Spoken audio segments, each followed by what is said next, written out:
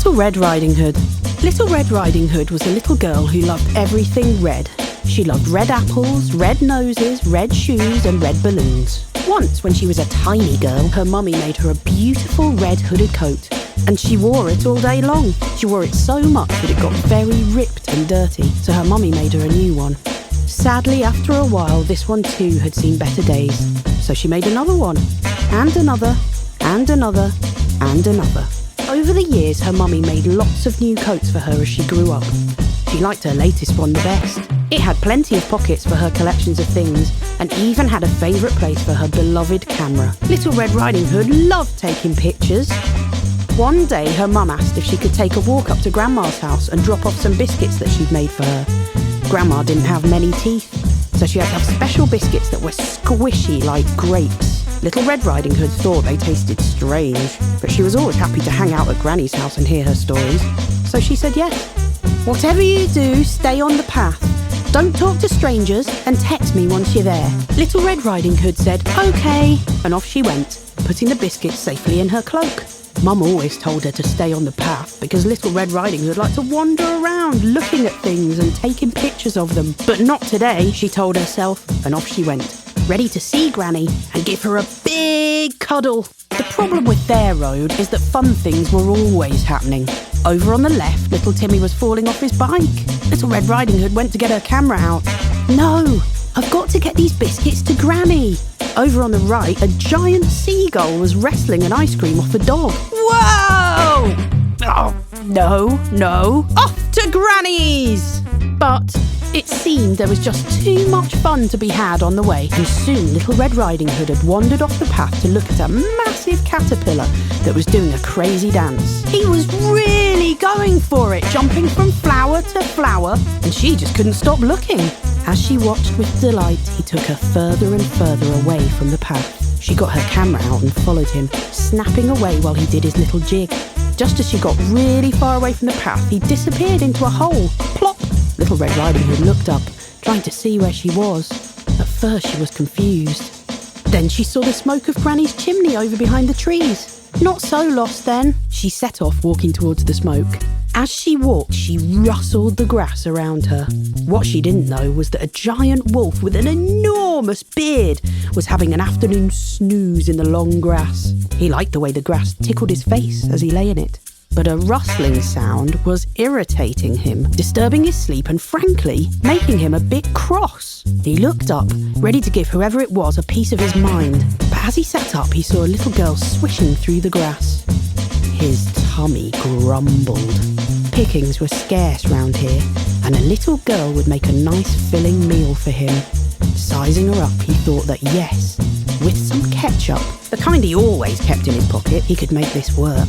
But she was moving pretty fast. He'd need to slow her down, maybe chat a bit, work out a plan. Hello, little girl.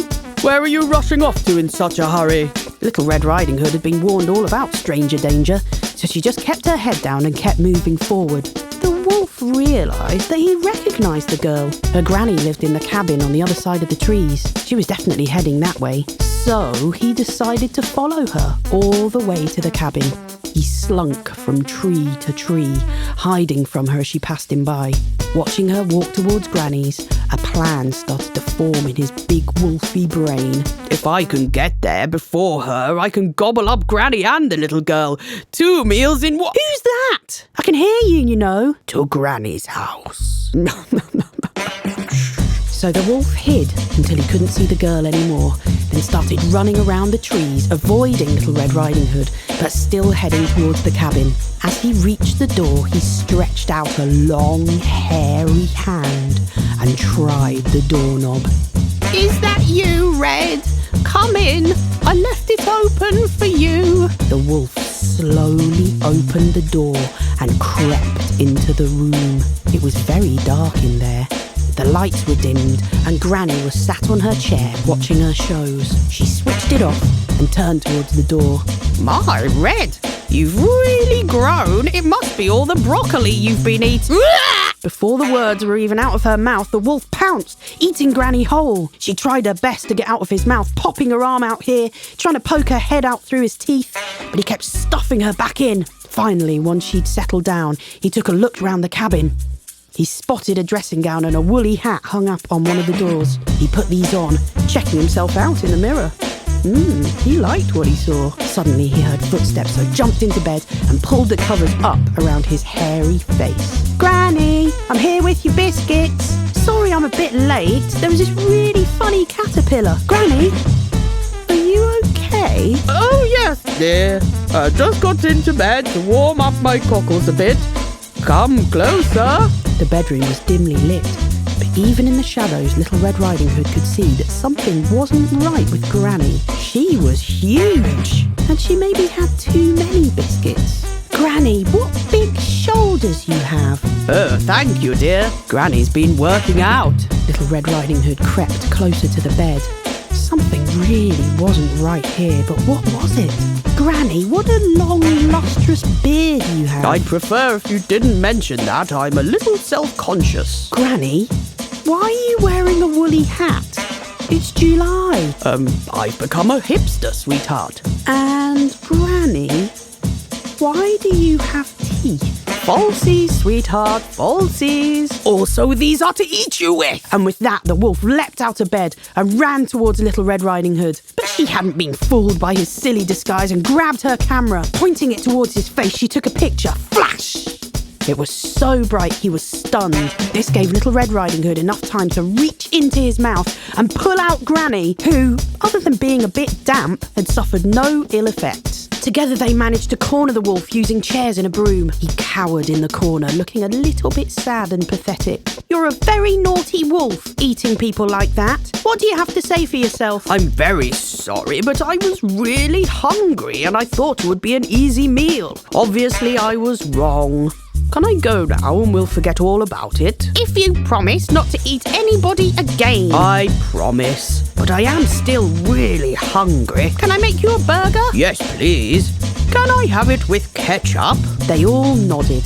Granny made them all some burgers and Wolf shared his ketchup with everyone. This made everyone really happy and Wolf's tummy was nice and round and full.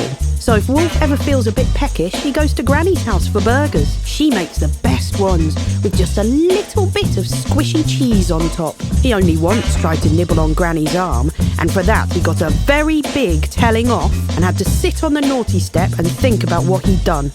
He hasn't tried it since. Meanwhile, Little Red Riding Hood now has a lovely red bike, so she can ride to Granny's house a lot quicker and never ever stray from the path. Even to watch a funny dancing caterpillar.